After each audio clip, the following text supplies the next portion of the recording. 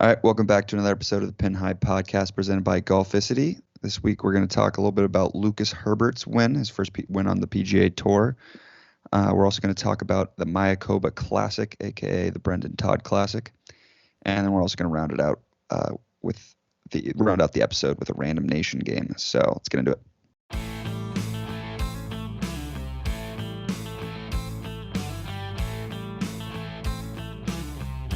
This is Jordan Spieth here, and this is the Pin High Podcast.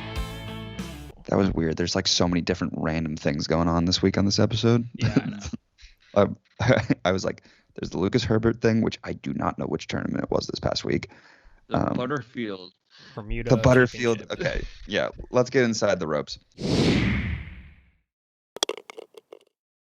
So, it's the I was struggling in that intro to come up with what tournament Lucas Herbert won.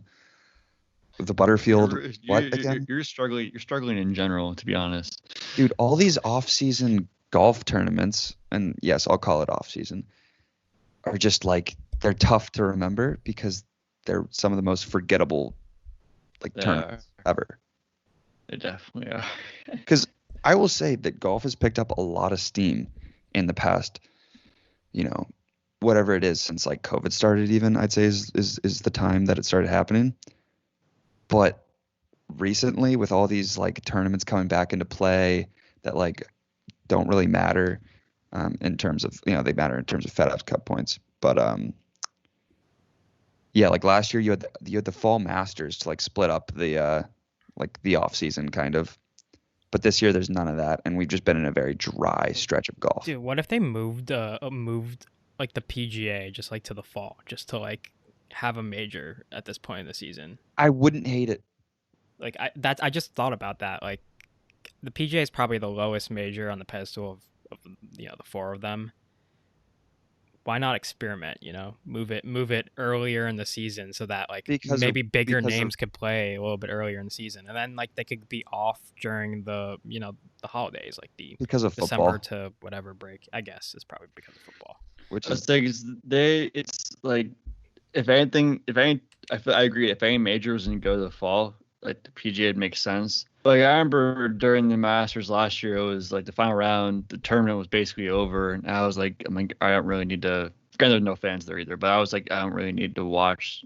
Like I was like, I'd rather watch football at this point than like the final round. Like I like my phone, and also this is kind of like the off season for like the big guys like Rory's and Jordan Spieth. Like they don't play in any of these, and it's kind of like it's still going on, but they need, I'm sure they need like a little bit of a breather. In Rory's case, especially. Every sport can't like just be year round, like always. Yeah. Just right, like at the top of entertainment value, I guess. Like obviously, all four of the major sports have big off seasons where there's nothing. So I guess I'll walk back that take of the fall, like the PGA would be good in the fall because it really wouldn't. The only thing is like they have these events. Honestly, just have like a you could move like one like the bigger like non-major like if like the waste management, for example, just then the waste management would just turn into the Mayakoba. Like no one would play in yeah, it. Like, it would just be like, oh, we hate this tournament. You know what I mean? So yeah, it's just and like way you don't want guys. Guys like if there's a big tournament they want to play and they're gonna have to like spend that time preparing. Like they would play in more tournaments and prepare more, and it'd be interesting, but it just wouldn't. I don't think it would logistically. So here's the deal: we'll just look forward to January 6th. Yeah, I guess, and that's all we can do. We talked about this last week. When does the season start for us? And you know what? As a golf fan, it starts at a different time for everybody. So, you get locked in at a different point. As a golf fan, you get to choose. So. There you go. It's true. Right. But we might as well we did have a tournament. Yeah. So, I mean. We did have the Bermuda Championship. Yeah, okay. That's Lucas Herbert took the win. So, yeah. When you look at like the type of guy that would win this tournament, like we were talking, like some of the guys we mentioned in the top 10 that we thought would do well, like we kind of called it, but like Lucas Herbert, European tour player who can like play in like the, windy conditions, it made sense when I saw that he won. Yeah. Mm-hmm. Yeah, it definitely made sense. And first PGA Tour win for him as well. I mean, that's good, I guess. I mean, I feel like if somebody's gonna win one of these events, I'd rather see it be somebody winning their first event than somebody like Patrick Reed winning like his 10th. So, Oh Yeah, yeah, I'm no, happy. I'm glad so that I'm Patrick into Reed that. didn't win. Yeah, I feel not just bad for Taylor because Pendrith. +5 in the final round. If he shot even par, he would have won. He Yeah, it was. shot I mean, it's really. tough conditions out there. It's tough. It's tough. He had a 3-shot lead going into the final day, and he was leading in like end of Friday and later Saturday, and just couldn't pull it out. Yeah, His and whatever. swing We is had really like a interesting, bad but weather week in Bermuda. Like usually, sometimes when it's perfect conditions, you'll see scores kind of creep up, like -20 something, -23, or whatever. I grinding. mean, final score -15 was It's not a the final bad score. final score. Not a terrible Mm-mm. final score. I mean, the wind was up. There was almost a washout on I think Friday where they started like really early in the morning just to get it done. So I mean, it makes it a little bit more interesting when the weather is kind of bad in Bermuda. Mhm. But -15 is almost in like that sweet spot of it's not like for a tournament like this, it's like not like too challenging. But like nothing, you're like nothing's guaranteed coming down the stretch. Like there could be something could happen in the last few holes and make it like there is it's not going to be like the CJ Cup where Rory's like, oh, he's gonna make like at least 6 pars down in the last 6 holes, probably 2 or 3 birdies. Like he could, like you could, like if the conditions were tough and last few holes are challenging, it makes for an interesting golf tournament for sure. And if it's close, obviously. Yeah. But But in general, good tournament. I'm sure to watch if you did watch it, but also not the most relevant one on the schedule. But also another piece of news that I saw this week. My friends was Snapchatting me about it. Jordan Spieth's back in the top 10 for the first time in 3 years. Yeah, good to see. I mean, he deserves it. He had a really good season. I mean, yeah, getting into the top 10, that's where you want to see Jordan Spieth. And right around I'd say January was when Jordan Spieth kind of like we started that conversation if is Jordan Spieth back, and it slowly turned into yes. And this is just kind of like a cherry on top. He's finally kind of just coming right back to the top, both needs every that week major. and on paper. Yeah, just needs that major, and then it'll be like fully like he's back. Yes, He basically is fully back. But. he is fully back, but the major. Actually, well, fully back is kind of like a relative term because fully back to like winning like 2 majors a year, no, but No, he was contending like it was a duel between him and Morikawa at the Open. Like he's been if he was right there and like being right there in that major was a good sign. Now if he can go out and win one next year, that's like okay, we're really in business here. right. Just won a couple tournaments. And before we get into our feature story for this week, quick shout out to Roback. Click the link in our bio. Go to the link tree, hit Roback, and if you use that link, you can get 15% off all their performance polos, hats, quarter zips. Does anybody have on any Roback stuff right now? No? I was just wearing the hoodie today, actually. I need The to get hoodies. the hoodies. The hoodies look sweet. I need to get one. The hoodies are the most underrated part of Roback, honestly. Like obviously they're performance like sweatshirts that are gonna cost you a little bit more, but with 15% off, you'll get a little bit off. And So plus, hoodies coming back into golf a little bit. You see a lot of the pros wearing hoodies. So these Roback you hoodies. can wear it during golf. I Probably wore wear it it during golf. Yeah. Perfect. I wore it at a country club last fall, I think, or last spring. Yeah. Anyway, we got the PGA Tour will require players to use committee-approved yardage books. This is essentially the Bryson DeChambeau rule. Are we calling it? Yeah, I would say so. So pretty much the whole idea of this, rule is that you can't really use any other technology to gather information for notes. So, like for example, Bryson has like all the calculations and stuff in his yardage book. He uses an outside company who like lasers the golf course for him pretty much, and they give him like exact numbers and everything of all the undulations and stuff on the course and on the green. So pretty much you can't use any outside information. You can't use technology such as levels or devices to, read the golf course for you, and that can't be in your notes. So pretty You much the gotta wonder Bryson if this. DeChambeau rule.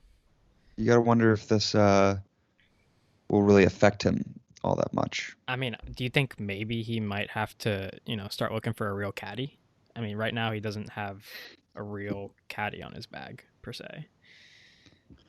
It's a good point. I mean, what is his caddy is like his former trainer or current trainer? Yeah, like one of his assistant like trainers or swing Yeah, coaches. and the guy like knows golf. Yeah, but like I don't think he's meant for calculate like reading. Like obviously he could read putts and stuff, but I don't think he's a pro at reading putts. He's not gonna get like if he was like fired, he's not gonna go to like another player and like caddy for them. That's No, he's gonna go back to it being his assistant swing coach or whatever he is. Exactly. Yeah. So I mean, something to look at for the next couple months. You think Bryson might go and find an actual caddy? So I wonder what Bryson's doing during this off-season time. Like, is it possible for him to get like any more like jacked than he is? Probably or, like, trying strong, to get or... faster, like more swing speed. Sure. Yeah, he's on that constant honestly, journey. if you want to know what he's up to, you just have to go to his YouTube channel. I'm sure he's posting what he's doing right now. No, he is. I'm looking at it right now. He's like, when you type in like GM Golf, like under GM Golf is suggested videos, it's Bryson DeChambeau, and he posted a chipping video. It looks like so. Yeah, so he's working on the game. Okay, so he's working on the short game, which he definitely needs to do. Good for that. Not the putting, but his wedges. Well, his putting's already good though. But like, yeah, he does need to. Maybe he needs to go out and just play a couple rounds and just read some greens on his own and just go from there. I mean, he's been playing golf. Yeah. A very long time. He'll be. I'm not. I think it's awesome.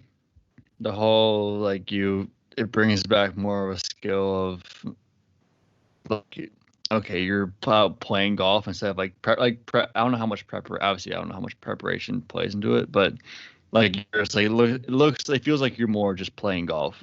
And I'd be curious to see who benefits from that and who doesn't. And like, I don't know. Yeah, I mean, it's tough to tell because you don't really know. Like, besides Bryson, you don't really know who's benefiting from the outside resources, and like how detailed they're. We don't see like PGA Pros greens books, so we don't really know what it looks like.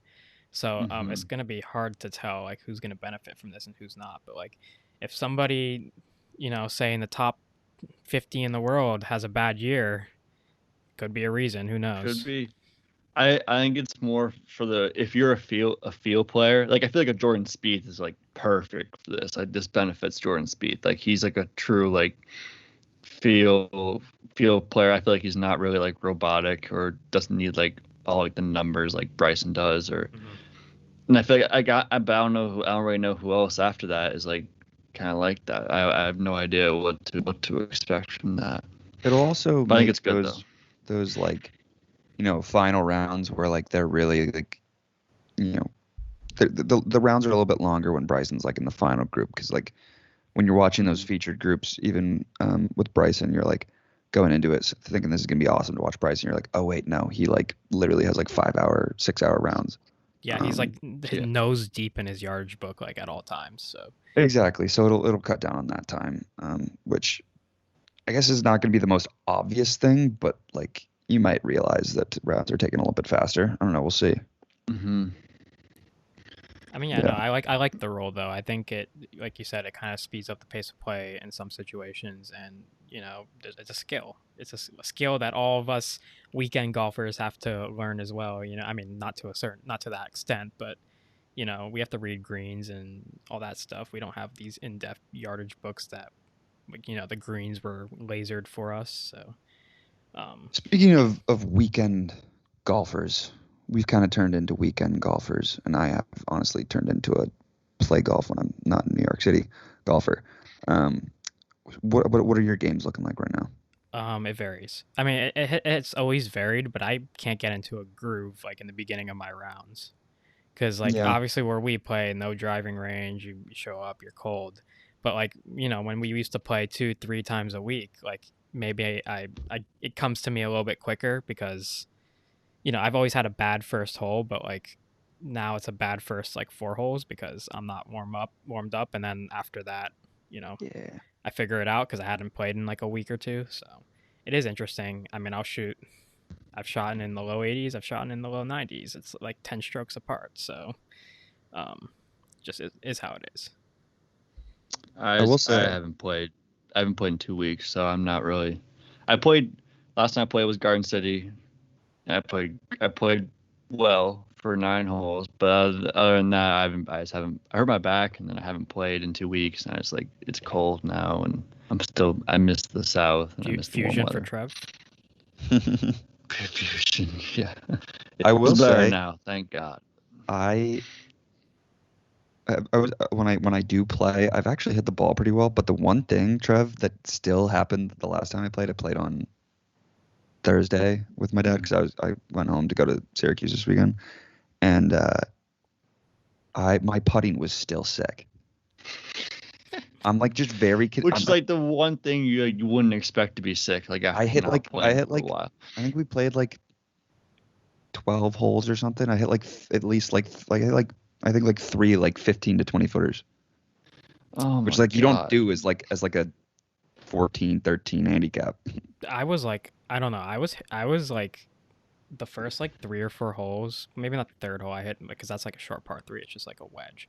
But like first couple holes, I was not hitting the ball. Like I was shanking the ball like off the tee, which I don't like normally do with my irons. So that was interesting. And then like I got into a groove and was better. But like I don't know. Weekend golf is much harder than playing 2 or 3 times a week, obviously. Yeah, playing golf for as little as I have the past 3.5 months or whatever it is, you realize that like you can still hit the ball well and like play good holes, but like your consistency is not there, and like you can hit the ball sick, but you're just not gonna score well because like the rust is gonna somehow make itself present. Which sucks because then you go out and you're expecting to shoot like you have one good hole and you're like, all right, I'm back to where I was like this summer. Like I'm back to where I was playing well, and you expect to do this, and then you hit one bad shot and turn into a triple, and then you're like, well, I'm 8 over par through 4 holes or something like that. Yeah, I'm just gonna like, well, I don't know what to do. Before we move on to like skins and everything, I feel like I've chalked it up to the fact that like right now in our lives we're not going to play a ton of golf, but then like eventually over the next few years I think it'll become more into the worked into the schedule more. Yeah, I think so. I think that makes sense. It's just I like completely agree. hopefully there's not a day again where I hit a 50-yard drive with my driver and a 340-yard drive with my driver, both in the same round. Right. All right, so let's move into skins. Mayakoba Classic. Let's get the course preview going, Jeek. Yeah, so skins this week we have the Mayakoba Classic, or now it's called the Worldwide Technology Classic at Mayakoba. So See, just New another thing. name. They're spicing up these names way too much. Yeah. Just call it the Mayakoba Classic exactly. or the Brendan Todd Classic.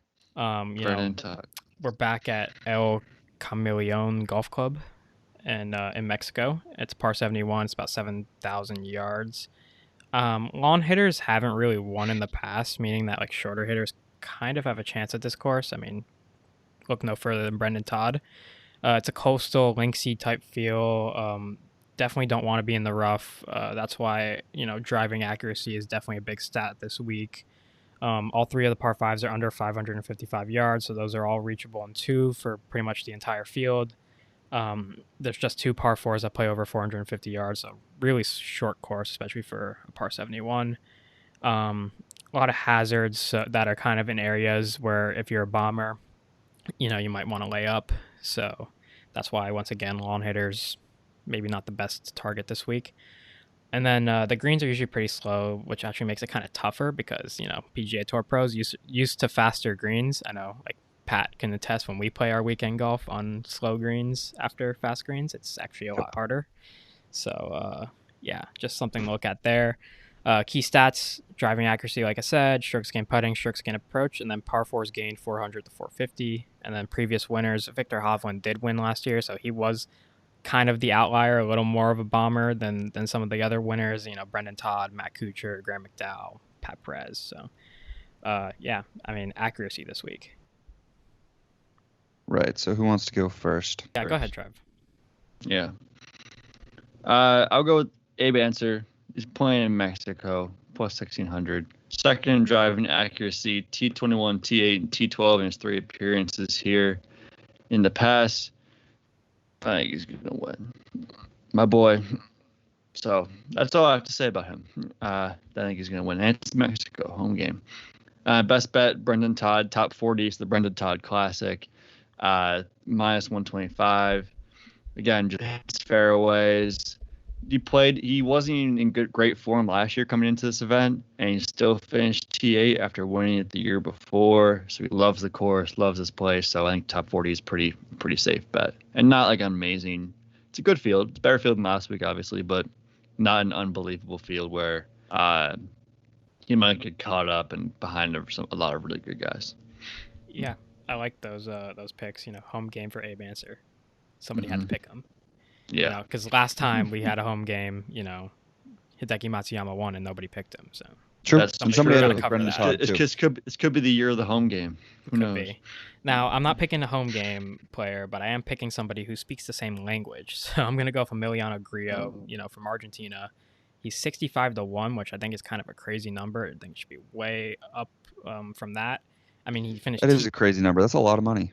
It is a lot of money. He finished T8 last year, 15th in 2019, T9 in 2018, T10 in 2017. He's made the cut every time he's played this event, and he's been in the top 20. I think 4 out of the 5 times he's played this event. So, I mean, very good form at this event.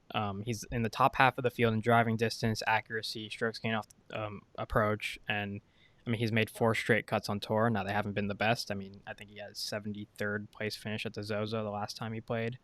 T18 before that, the CJ Cup. So, take that with a grain of salt. Yeah, and I'm not a great putter, but he does get hot. I want you to clip that, put that on TikTok, and then right down to the right, you'll put down the top 5, top 10 odds on that, because I feel like this guy's hitting either a top 10 bet, top 5 bet, or even winner. Yeah, I feel like it. It just makes sense. I mean, at this Your course, rationale why is he 65-1? Chef's kiss. Yeah, I mean, yeah, it doesn't make sense. So definitely going with that. I love it this week. I'm putting that down right now. I just bet on that to happen. So you're a good salesman. Oh, what? Sold you. You're a good salesman. Gets 15 cut. to win 900. And then for my best bet, I'm going to go with Maverick McNeely, top 40. He's minus 125, so that's right on the cutoff. 2 skins this week, we forgot to mention. He's made 3 out of 4 cuts this season. He had a solo second at the Fortinet. He's 29 strokes gained off the tee. He's top 100 in like almost every major category this year in statistics. I mean, it's early, but still something to take. He was T12 here last year, T26 in 2020, and those are the only 2 times he's played this event. So I'm kind of leaning on a previous history with my picks this week. I like it. I like the previous history. Anyway, let's get into my picks. I got Matthew Wolff 40-1. I feel like this is also a pretty interesting value on him, considering he was just, I believe, T2 or solo second at the Shriners. I was seeing that, obviously, like you said, like the driving distance doesn't particularly, it's not at the top of the list, but at the same time, never hurts to be first in driving distance going into a tournament. But this year he's also 29th in strokes gain approach, 28th strokes gain around the green, 18th putting, 3rd in total strokes gain, total stroke gain overall. So I like that. I also like him top 5 plus 700 is not bad. But my best bet. So as you know, I have no chance at winning skins before January, so I'm going with value picks. I got Patrick Rogers top 10. He's been playing some good golf lately. Played well last week. He did. Mm-hmm. He did. We share the same name. I think there's some signs there. There's something in that. Come top 10, 6-1. I mean, okay. And speaking of somebody who shares your name, my first round leader, Patrick Reed. Segway God. He's coming off of a of a -6 round 4 at the Bermuda, which was like his best round of the week there. He ended up finishing in second. I mean, look for him to stay locked in for round 1 this week, kind of taking that previous form into this tournament. I like that. I feel like ball striking and like in your last round coming into the next week. Yeah, got to be feeling good coming into this week. Mm-hmm. Yeah. All right, let's get in the clubhouse. You want to introduce this game, Jeek? I know you're the one who kind of came up with it this week. Yeah, so I mean, we've done this before. We've done it. Did we do it twice? Maybe, I don't know. We've done it twice. Yeah. Gonna pick a random nation. I'm gonna put up. I'm gonna time it out. And we have 1 minute to name as many golfers as we can from this week, England. So, let me get the timer ready. I was not ready for this.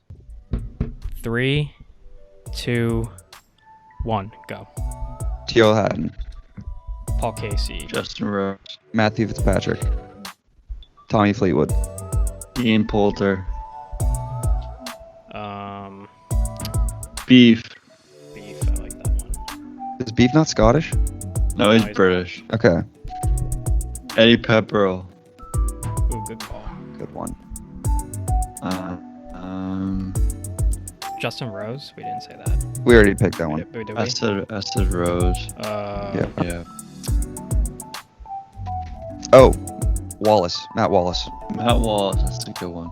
Matt Fitzpatrick. I already said Matt. You already said Okay, sorry. It's hard to tally and keep score all at the same time here. Danny Willett. Did somebody say that? Danny Willett. That's a good one. That's a good one. Danny Willett. Richard Bland. Yes. Lee Westwood. We're killing it right now. Timer out. Okay. That was pretty good. That was pretty Actually, good. that wasn't. That Okay, wasn't so bad. we got 12. 12 in a minute. And I didn't even really do any preparation for No, that other I mean, than I you think introducing we it. did miss some. Let me Google this. I will say, keeping a tally is kind of hard. I probably should have just watched it back and tallied it for us. I looked it up on YouTube. That was not the move. British golfers. Actually, let me look in the field this week. I'm sure that we missed some in the field this week. I don't know. We kind of. Hatton, we nailed Fitzpatrick. We got. Is Graham McDowell? Yes, No, or is he Scottish? No, he's Northern Ireland. Okay. Maybe we'll do that another time. I don't think we got. enough. Oh, Aaron Rye is English. He's in the Okay. field this I week. honestly don't even know who that is. Um, Nope, that's all I can see in the field this week at least. Is Luke Donald? yeah, Luke Donald is English. Missed that okay. one. We got a lot of the big ones though. I think. We got the basics. Yeah. At the very least, and beyond the basic, honestly. Yeah, that was pretty good. I knew England had a lot of golfers that we would know. There was honestly not that much dead time. I'm thinking like European tour now. Like I mentioned a couple names last week. Jack Senior, Chris Wood. I think being one of them, and Robert Rock being another one I mentioned last week. Probably could have been fresh in the mind. But Okay, fair enough. I do not. Chris Woods, the one that was on the 2016 Ryder Cup team. That's like nowhere to be found now. Yeah.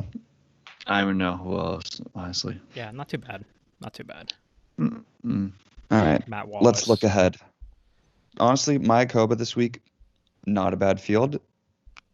That being said, still not, not golf season just quite yet. What do we got next week? We got the Houston Open. Oh, I actually know someone. Oh, that's not bad. Yeah, no, that's not bad at all. I know someone who's doing their like capstone there. Not a bad tournament, honestly. And then the RSM Classic. Not awful. It's another. I see Island's a good venue. Then it's the Hero World Challenge, which honestly is is like we said a fun one. Crazy to think Might get a Tiger appearance. maybe Who knows? tournament host, right? Yeah. Oh yeah, we probably will.